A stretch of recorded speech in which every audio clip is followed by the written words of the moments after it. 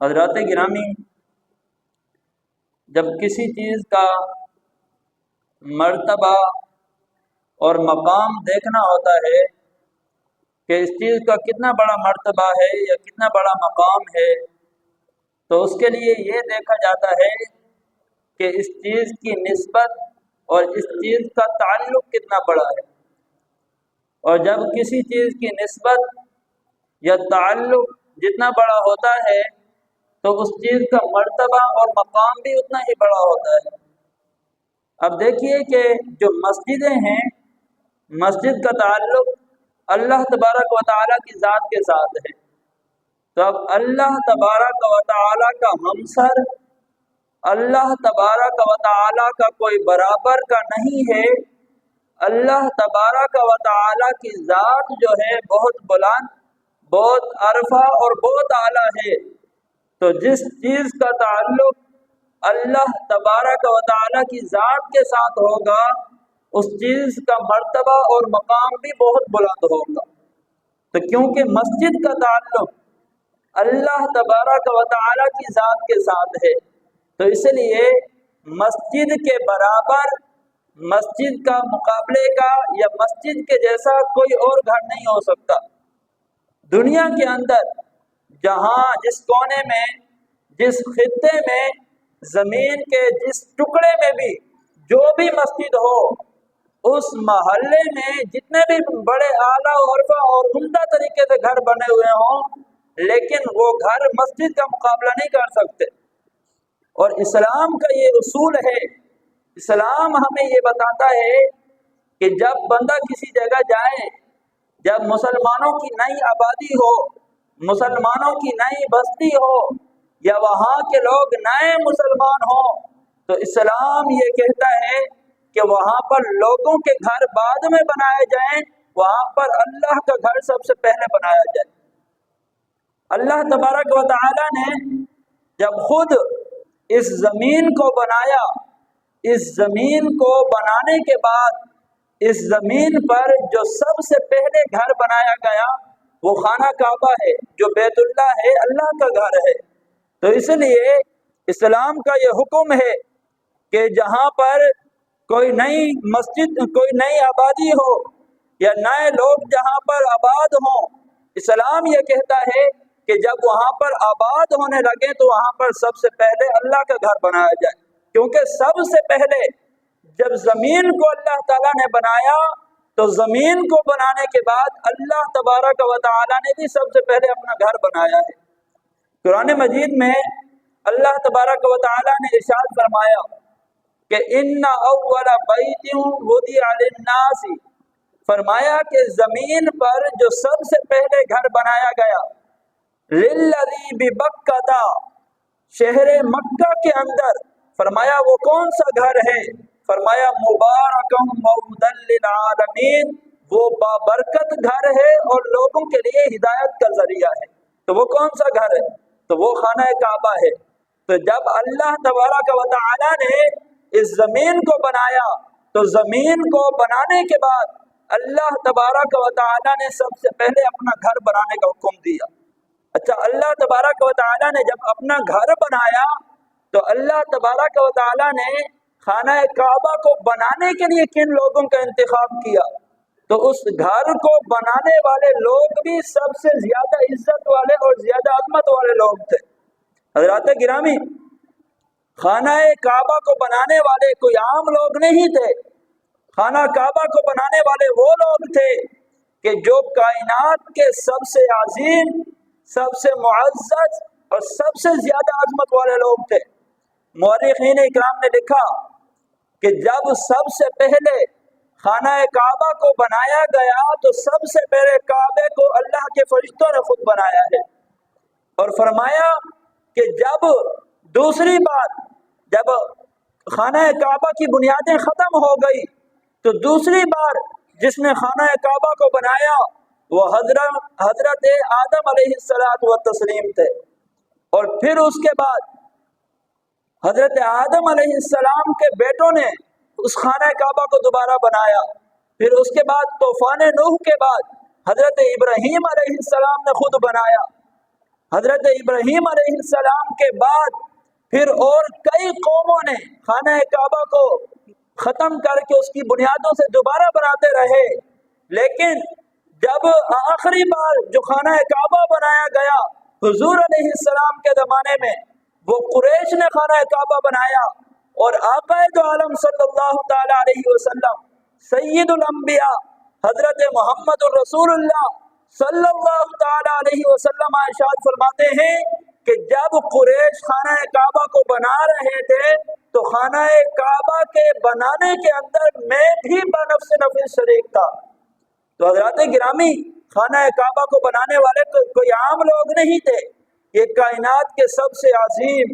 سب سے معزز، سب سے زیادہ عظمت والے لوگ تھے۔ اس کا مطلب یہ ہوا کہ اللہ تبارک و تعالی کا جو گھر ہوتا ہے وہ دنیا میں سب سے عظیم ترین گھر ہوتا ہے۔ حضرات گرامی، اسلام کا یہی طریقہ ہے کہ جب اسلام نیا کسی بستی میں داخل ہوتا ہے، کسی شہر میں جاتا ہے، یا کسی شہر کے رہنے والے اسلام کے اندر داخل ہوتے ہیں، تو اسلام ان کو یہی تعلیم دیتا ہے کہ بقایا جو آبادی ہے، بقایا جو نظام ہے وہ بعد میں ہوگا، سب سے پہلے اس خطہ زمین پر سب سے پہلے اللہ کے گھر کو بنایا جائے گا۔ حضرات گرامی، نبی کریم صلی اللہ تعالی علیہ وسلم کی زندگی پڑھیے۔ آقا دو عالم صلی اللہ تعالی علیہ وسلم جب مکہ مکرمہ سے ہجرت فرما کر مدینہ منورہ میں تشریف لائے تو حضور علیہ الصلوۃ والتسلیم نے سب سے پہلے جس کی بنیاد رکھی وہ حضور علیہ السلام کا اپنا گھر نہیں تھا۔ حضور علیہ السلام نے مدینے میں داخل ہوتے ہی سب سے پہلے مسجد کی بنیاد رکھی، اور پھر جب وہ مسجد کی تعمیر مکمل ہو گئی تو حضور علیہ السلام نے اس کے بعد بھی اپنے گھر کا نہیں سوچا۔ آج ہمارے ہاں تو یہ ہوتا ہے نا کہ ہم کلمہ پڑھنے والے مسلمان ہیں،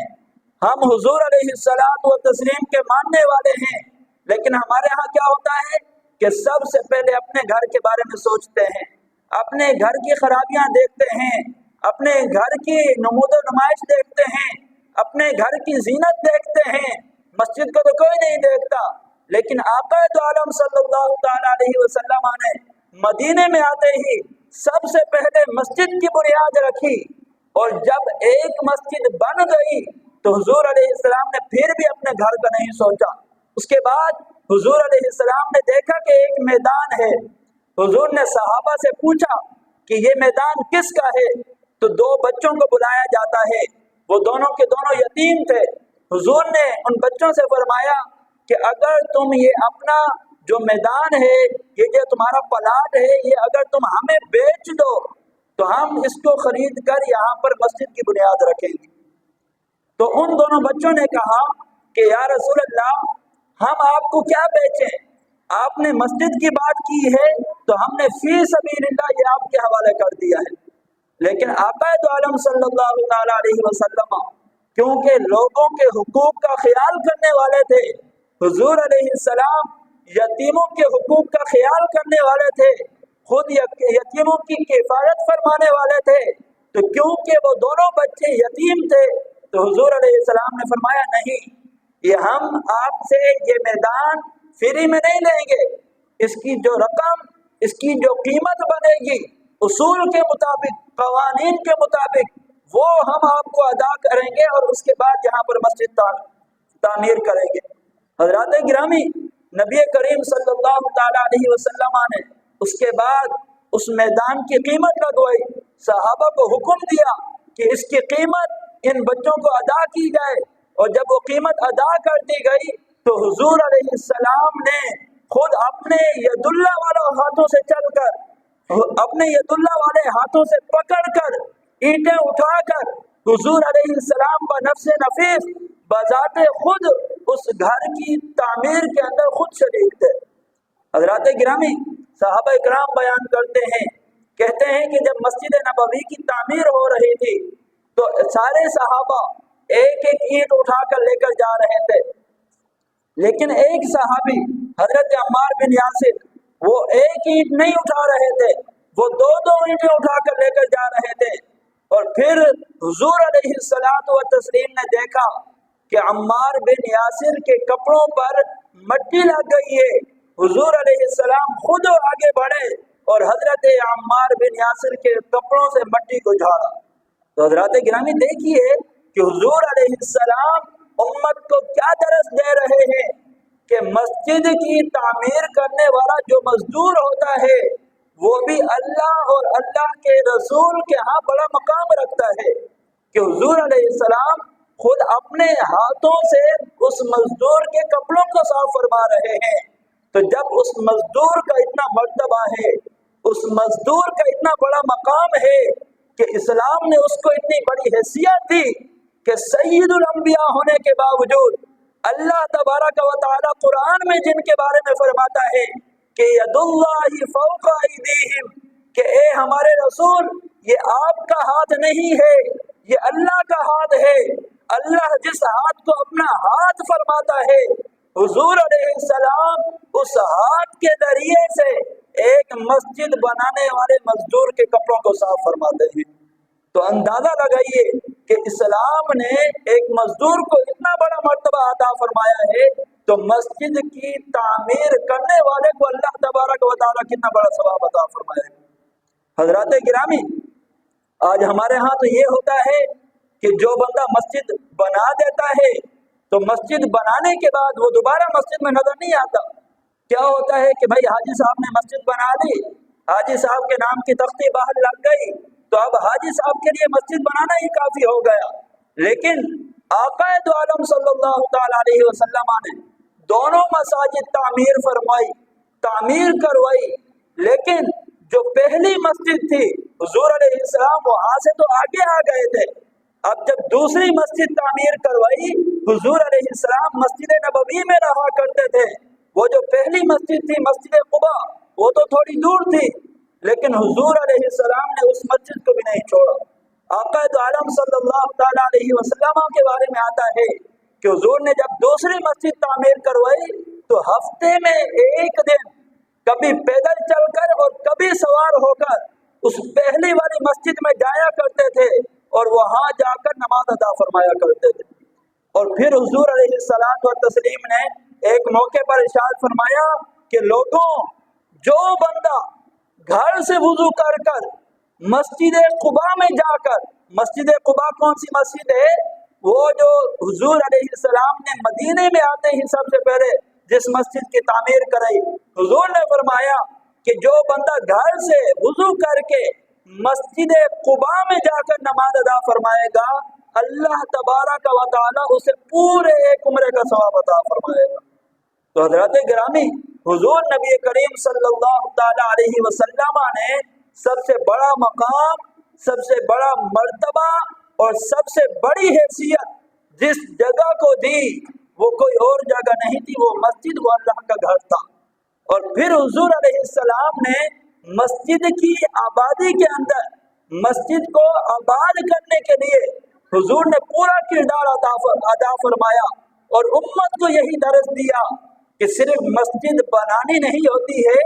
مسجد بنانے کے بعد سب سے اہم کام جو ہوتا ہے اس مسجد کو آباد کرنا ہوتا ہے۔ حضرات گرامی،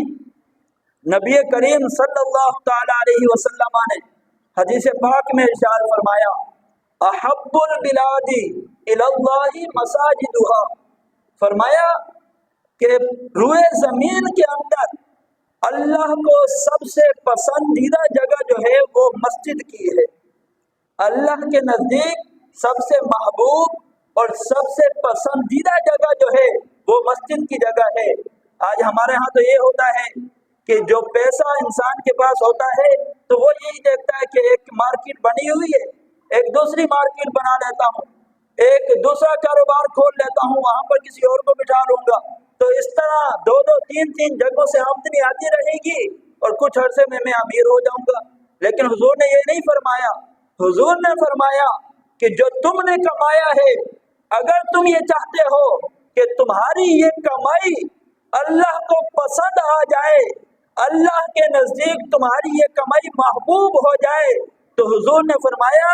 اپنی اس کمائی کو اللہ کے گھر میں لگاؤ، جس طرح اللہ کا گھر اللہ کو محبوب ہے، اسی طرح تمہاری کمائی بھی اللہ کے ہاں محبوب ہو جائے گی۔ اور حضور نے حدیث میں فرمایا ابغض البلاد الی اللہ اسواقها، فرمایا اللہ کے نزدیک سب سے ناپسندیدہ جگہ جو ہے وہ مارکیٹ ہے، بازار ہے۔ حضور نے فرمایا سب سے ناپسندیدہ جگہ اللہ کے ہاں بازار ہے۔ بازار میں کیا ہوتا ہے؟ دھوکہ ہوتا ہے، لوگوں کے ساتھ فراڈ کیا جاتا ہے، لوگوں کا مال کھایا جاتا ہے اور لوگوں کو بے وقوف بنایا جاتا ہے، اور پھر کہا یہ جا رہا ہوتا ہے کہ ہم آپ کے ساتھ مخلص ہیں، آپ تو ہمارے بھائی ہیں، ہم تو آپ سے تو کبھی پیسے کما بھی نہیں سکتے۔ بازاروں کے اندر یہ منافقانہ طرز عمل اپنایا جاتا ہے۔ حضور فرماتے ہیں کہ سب سے ناپسندیدہ جگہ اللہ کے ہاں بازار ہے کہ وہاں پر لوگوں کے ساتھ دھوکہ کیا جاتا ہے، اور سب سے پسندیدہ جگہ اللہ کے ہاں مسجد ہے کہ وہاں پر اللہ کا ذکر کیا جاتا ہے۔ تو حضرات گرامی، سب سے پسندیدہ جگہ اللہ کے نزدیک مسجد ہے۔ حضور نے ایک حدیث میں فرمایا کہ خیر البقاء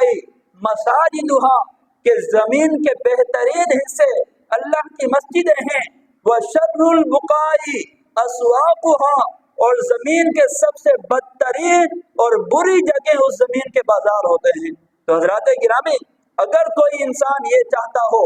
کہ اس کا مال کسی ایسی جگہ پر لگ جائے کہ جہاں پر اللہ بھی راضی ہو جائے، اللہ کا حبیب بھی راضی ہو جائے، تو وہ کوئی مارکیٹ نہیں ہوگی، وہ کوئی مکان یا کوئی گاڑی یا کوئی بنگلہ نہیں ہوگا۔ اگر آپ چاہتے ہیں کہ آپ کا مال ایسی جگہ پر لگ جائے کہ جہاں اللہ بھی راضی ہو جائے، اللہ کا حبیب بھی راضی ہو جائے، تو وہ مسجدیں اور مدرسے ہوتے ہیں کہ جہاں شام فجر قال اللہ اور قال رسول پڑھایا جاتا ہے۔ تو حضرات گرامی، حضور علیہ السلام نے ایک اور حدیث میں ارشاد فرمایا کہ دنیا کے اندر جتنے بھی لوگ رہتے ہیں وہ 4 لوگوں میں سے ایک ہوں گے۔ دنیا میں جتنے بھی لوگ رہتے ہیں وہ 4 میں سے ایک میں سے ضرور ہوں گے۔ وہ کیا؟ حضور نے فرمایا کہ یا تو جو دنیا کا رہنے والا آدمی ہے وہ عالم دین بھی ہوگا اور مالدار بھی ہوگا، عالم دین بھی ہوگا اور مالدار بھی ہوگا۔ تو فرمایا جو عالم دین ہو اور مالدار بھی ہو اور وہ اپنے مال کو اللہ کے لیے خرچ کرے، فضول جگہوں پر شراب نوشی کے لیے، گانے باجے کے لیے، رقص و سرور کے لیے وہ اپنا پیسہ استعمال نہ کرے، بلکہ وہ عالم دین بھی ہے، اللہ نے اسے مال بھی دیا ہے اور وہ اپنا مال اللہ کے لیے خرچ کرے۔ حضور فرماتے ہیں کہ یہ والا جو آدمی ہوگا قیامت والے دن اللہ تعالیٰ اسے سب سے بڑا مرتبہ عطا فرمائے گا۔ اور فرمایا دوسرا آدمی وہ ہے کہ جو عالم دین تو ہے لیکن مالدار نہیں ہے، اللہ نے اسے مال نہیں دیا، لیکن اس کے دل کے اندر یہ ارادہ ہے کہ اگر اللہ تبارک و تعالی مجھے مال دیتا تو میں اپنا مال اللہ کی راہ میں ضرور خرچ کرتا۔ حضور فرماتے ہیں کہ یہ والا جو آدمی ہے عالم دین تو ہے لیکن مالدار نہیں ہے، اور اپنے ارادے کے اندر سچا بھی ہے کہ اگر اس کے پاس مال آ جاتا تو یہ اللہ کی راہ میں خرچ کرتا۔ فرماتے ہیں کہ اللہ تبارک و تعالی اس کے سچے ارادے کی وجہ سے اللہ تبارک و تعالی اس کو پہلے والے بندے کے برابر مقام عطا فرمائے گا۔ اور فرمایا تیسرا آدمی وہ ہے کہ جس کے پاس علم نہیں ہے لیکن مال ہے، علم نہیں ہے لیکن مال ہے، اور وہ اپنا مال بری جگہوں پر خرچ کرتا ہے، شراب نوشی کے لیے خرچ کرتا ہے، زنا کے اڈوں پر خرچ کرتا ہے، بے حیائی اور فحاشی کے مقامات کے پرچار کرنے کے لیے خرچ کرتا ہے۔ حضور فرماتے ہیں کہ اللہ تبارک و تعالی کل قیامت والے دن سب سے زیادہ اس آدمی کو رسوا کرے گا۔ اور فرمایا چوتھا آدمی وہ ہے کہ جس کو اللہ نے مال بھی نہیں دیا، علم بھی نہیں دیا، اور اس کے دل کے اندر یہ ہے کہ اگر اللہ تبارک و تعالی مجھے مال دیتا تو میں اپنا مال بے حیائی کے لیے خرچ کرتا، فحاشی کے لیے خرچ کرتا، بے پردگی پھیلانے میں خرچ کرتا، शराब नोशी के लिए खर्च करता, रक्स सुरूर के अड्डों पर खर्च करता। हुजूर फरमाते हैं अल्लाह ने इसको माल भी नहीं दिया, इसको इल्म भी नहीं दिया, लेकिन इसके पास इरादा क्या है कि अगर मुझे माल मिलता तो मैं इसको बेहयाई के लिए खर्च करता। हुजूर अलैहिस्सलाम फरमाते हैं कि ऐसे आदमी को भी कल अल्लाह तबारक व तआला क़यामत वाले दिन सबसे ज्यादा ज़लील और रुस्वा करेगा। अब अंदाजा लगाइए, हुजूर फरमाते हैं कि दुनिया के रहने वाले 4 लोगों में से एक जरूर होगा, आलिम भी होगा, मालदार भी होगा, या आलिम तो है मालदार नहीं है, मालदार है लेकिन आलिम नहीं है, आलिम भी नहीं है मालदार भी नहीं है। अब दुनिया का रहने वाला आदमी जो भी होगा इन 4 लोगों में से एक होगा। अब अल्लाह तबारक व तआला ने ये बता दिया कि दुनिया के रहने वाले ये 4 लोग हैं। अब आपकी मर्जी, अब हमारी मर्जी कि अब हम इन 4 लोगों में से किसके साथ खड़ा होना चाहते हैं। अगर हम ये चाहते हैं कि हमारा माल बेहयाई पर खर्च हो जाए, जिनाकारी के लिए खर्च हो जाए, शराब नोशी के लिए खर्च हो जाए, चोरी चकारी में खर्च हो जाए और डकैती के लिए खर्च हो जाए, लोगों को धोखा देने के लिए खर्च हो जाए, सूद में खर्च हो जाए, अगर हम ये चाहते हैं तो कल क़यामत वाले दिन अल्लाह तबारक व तआला हमें भी उस आदमी के सफ में खड़ा करेगा कि जिसको अल्लाह तबारक व तआला ने रुसवा करना है और जलील करना है। और अगर आप ये चाहते हैं कि हमारा माल अल्लाह के लिए खर्च हो जाए, मसाजिद में खर्च हो जाए, दीन के तलबा के लिए खर्च हो जाए, मदारिस में खर्च हो जाए, दीन पढ़ने पढ़ाने वालों के लिए खर्च हो जाए, तो कल क़यामत के दिन अल्लाह तबारक व तआला आपको उलमा के साथ में खड़ा करेगा। तो हज़रात गिरामी, हुजूर अलैहिस्सलातु व तस्लीम ने अहादीस में यही दरस दिया कि सबसे बेहतरीन मकाम, सबसे बुलंद मर्तबा किसी और जगह का नहीं है, बल्कि अल्लाह तबारक व तआला की मस्जिद का मर्तबा सबसे बुलंद है। हुजूर ने एक हदीस में फरमाया कि मम बना लिल्लाहि मस्जिदन बनल्लाहु लहू बैतन फिल जन्नह, फरमाया कि जो अल्लाह के लिए मस्जिद बनाएगा अल्लाह तबारक व तआला उसके लिए जन्नत में महल तामीर फरमाएगा। और एक हदीस में फरमाया कि अगर कोई बंदा अमीर नहीं है, उसके पास ज्यादा पैसे नहीं है कि वो पूरी मस्जिद तामीर करवा दे, हुजूर फरमाते हैं कि अगर कोई आदमी परिंदे के घोंसले के बराबर भी मस्जिद के अंदर खर्च करेगा तो अल्लाह तबारक व तआला उसे भी जन्नत में महल अता फरमाएगा। हुजूर अलैहिस्सलाम ने एक हदीस में फरमाया क़यामत वाले दिन 7 आदमी ऐसे होंगे कि जिनको अल्लाह ताला अपने अर्श का साया अता फरमाएगा। अब देखिए कि क़यामत का मंजर कितना खतरनाक होगा कि वहां पर बाप अपनी औलाद के साथ नहीं खड़ा होगा, औलाद अपने बाप के साथ नहीं खड़ी होगी, माँ अपनी औलाद से दूर भागेगी। लेकिन हुजूर अलैहिस्सलाम फरमाते हैं कि 7 लोग वो हैं कि जिनको क़यामत वाले दिन अल्लाह तबारक व तआला अपने अर्श का साया अता फरमाएगा। वो 7 लोग कौन से हैं? हुजूर ने फरमाया कि उन 7 लोगों में एक आदमी वो है रजुलुन क़ल्बुहु मुअल्लकुन बिल मसाजिद, फरमाया वो आदमी जो मस्जिद से नमाज पढ़ के चला जाए लेकिन उसका दिल मस्जिद के साथ लगा हुआ हो। उसका दिल मस्जिद के साथ कैसे लगेगा? वो घर में बैठा है, मार्केट में बैठा है, दुकान पे बैठा है, उसका ख्याल क्या है कि मैंने मस्जिद की देखभाल करनी है, उसका ख्याल क्या है कि मैंने मस्जिद को देखना है, मैंने मस्जिद की जीनत बनानी है, मैंने मस्जिद को खूबसूरत बनाना है। तो जो घर में बैठकर, मार्केट में बैठकर अपने लिए ना सोचे, बल्कि जैसे अपने घर के लिए सोचता है वैसे मस्जिद के लिए सोचे। हुजूर फरमाते हैं ऐसे आदमी का दिल, ऐसा आदमी अगरचे घर में ही क्यों ना हो लेकिन उसका दिल मस्जिद के साथ लगा हुआ है, कल क़यामत वाले दिन अल्लाह तबारक व तआला ऐसे आदमी को भी अपने अर्श का साया अता फरमाएगा। हज़रात गिरामी, आज हमारे यहाँ क्या होता है कि जब मस्जिद के लिए ऐलान किया जाता है तो हाजी साहब बड़े मुत्तकी और बड़े परहेजगार हैं, 5 वक्त के नमाजी हैं, बाहर जाकर लोगों में बड़ी बड़ी तकरीरें करते हैं, तबलीगें करते हैं, लेकिन जब मस्जिद के लिए ऐलान किया जाता है तो उसका हाथ बड़ी मुश्किल से जेब में जाता है और जेब से हजारों वाले नोट निकलते हैं तो वो फिर उसमें से ढूंढता है कि कोई 10 रुपए वाला नोट मिल जाए, और फिर उनमें देखता है कि कोई ऐसा नोट हो कि जो सबसे गाया गुजरा हो, दुकान पर न चल सकता हो, तो वो निकाल कर मस्जिद में देकर जाते हैं। तो हजरात गिरामी, कितना बड़ा जुल्म किया जाता है कि जिस रुपये को, जिस पैसे को बंदा बाजार में खर्च नहीं कर सकता, जिस पैसे को बंदा बाजार में दुकान वालों को नहीं दे सकता, लोग वो मस्जिद के चंदे में डाल कर जाते हैं। तो ये मस्जिद की बेअदबी, मस्जिद की तौहीन और मस्जिद की तजलील है। जो पैसा आप अपने घर के लिए खर्च करते हैं, वही पैसा आप मस्जिद में भी खर्च करें। जिस इरादे से आप अपने घर को देखते हैं, उसी इरादे के साथ आप मस्जिद को भी देखें, और जिस ख्याल के साथ, जिस हिफाजत और जिस जिम्मेदारी के साथ मुसलमान अपने घर की हिफाजत करता है, उसी इरादे के साथ अगर मुसलमान अल्लाह के घर की भी हिफाजत फरमाए तो अल्लाह तबारक व तआला उसे दुनिया में भी कामयाबी अता फरमाएगा और आखिरत में भी कामयाबी अता फरमाएगा।